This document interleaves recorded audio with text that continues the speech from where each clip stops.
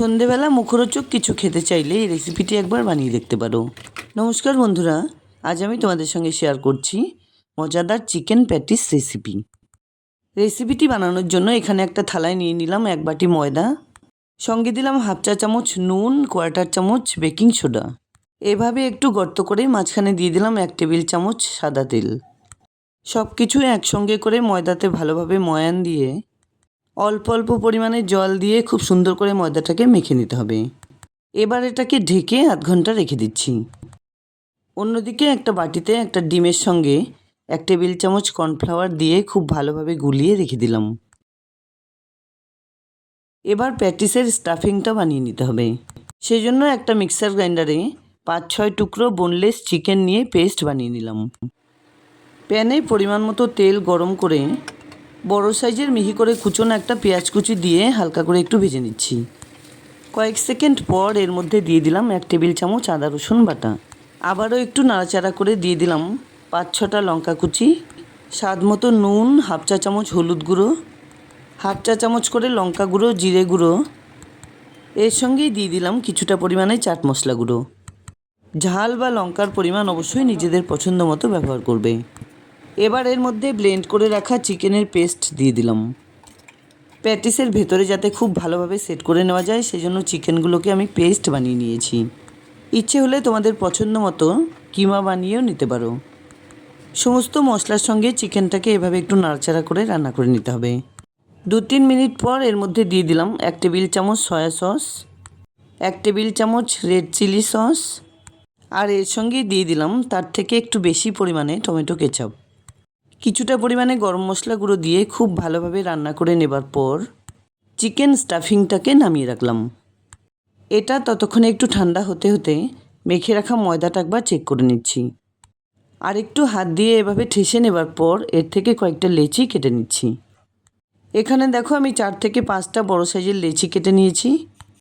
এর থেকে একটা লেচি এভাবে তুলে নিয়ে গোল করে অল্প পরিমাণ ময়দা ছড়িয়ে রুটির থেকে একটু বড় আকারে বেলে নিচ্ছি। একটু খেয়াল রাখতে হবে প্রত্যেকটা রুটি যেন একই রকম মাপের হয়। এখানে দেখো প্রত্যেকটা রুটি আমার বেলে নেওয়া হয়ে গেছে। এবার একটা রুটি এভাবে কিচেন স্ল্যাবের উপরে রেখে ডিম আর কর্নফ্লাওয়ারের মিশ্রণটা এর উপরে একটু লাগিয়ে নিলাম। তার উপরে আরেকটা রুটি দিয়ে খুব সুন্দর করে সেট করে নেব। ঠিক একইভাবে 5টা রুটি কিন্তু সেট করে নিতে হবে। চিকেন প্যাটিস বানাতে গেলে এই স্টেপটা কিন্তু অবশ্যই ফলো করতে হবে। একটা রুটির উপরে এই মিশ্রণটা লাগিয়ে আরেকটা রুটি দিয়ে খুব সুন্দরভাবে সেট করে ঠিক একইভাবে কিন্তু প্রত্যেকটা সুন্দর করে সেট করে নিতে হবে। এবার এই ভারী বড় রুটিটাকে এভাবে চেপে চেপে আর একটু বড় করে বেলে নিতে হবে। তারপর এভাবে চারদিক থেকে টেনে 4 কোণা করে ভাঁজ করে নিতে হবে। আর একটু সময় নিয়ে এই চৌকো রুটিটাকেও বেলে নিতে হবে। যতটা সম্ভব বড় করে বেলে নেওয়া যায় সেভাবে কিন্তু বেলে নিচ্ছি। তোমরা তোমাদের পছন্দ বা ইচ্ছে অনুযায়ী এই চৌকো শেপটা দিয়ে নিতে পারো। এবার এটাকে ছুরি দিয়ে সমানভাবে চারদিকে কেটে নিচ্ছি, যাতে কেটে নেবার পর প্রত্যেকটা রুটির টুকরো স্কোয়ার শেপে হয়। এবার এক একটা টুকরোর ঠিক মাঝখানে এভাবে পরিমাণ মতো চিকেনের পুর ভরে নিয়ে সাইডে একটুখানি জল লাগিয়ে এভাবে টেনে 3 কোণা করে পেঁচিয়ে নিতে হবে। একটু করে জল লাগিয়ে নেবার জন্য এগুলো কিন্তু ভেজে নেবার সময় খুলে যাবে না। আর তাই ভেজে নেবার সময় ভেতর থেকে চিকেনের পুর বা স্টাফিং বেরিয়ে যাওয়ারও কোনো সম্ভাবনা নেই। যেভাবে দুটো প্যাটিস বানিয়ে দেখালাম ঠিক একইভাবে প্রত্যেকটা বানিয়ে নেব। দেখো একটা কাঁটা চামচ বা ফর্কের সাহায্যে এভাবে একটু ডিজাইন করে দিলাম। তারপর প্রত্যেকটা প্যাটিসের উপরে ডিম আর কর্নফ্লাওয়ারের মিশ্রণটা এভাবে একটু লাগিয়ে নিচ্ছি।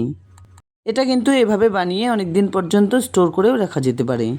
অন্যদিকে একটা ডিপ প্যানে সাদা তেল গরম হতে বসিয়ে দিয়েছিলাম। গ্যাসের ফ্লেমটাকে লো টু মিডিয়ামে রেখে 4-5টা করে চিকেন প্যাটিস তেলে ছেড়ে দিচ্ছি। একটা সাইড কয়েক সেকেন্ড ভেজে নেবার পর উল্টে দিলাম। দেখো কি সুন্দর গোল্ডেন ব্রাউন কালার করে এগুলো ভাজা হচ্ছে।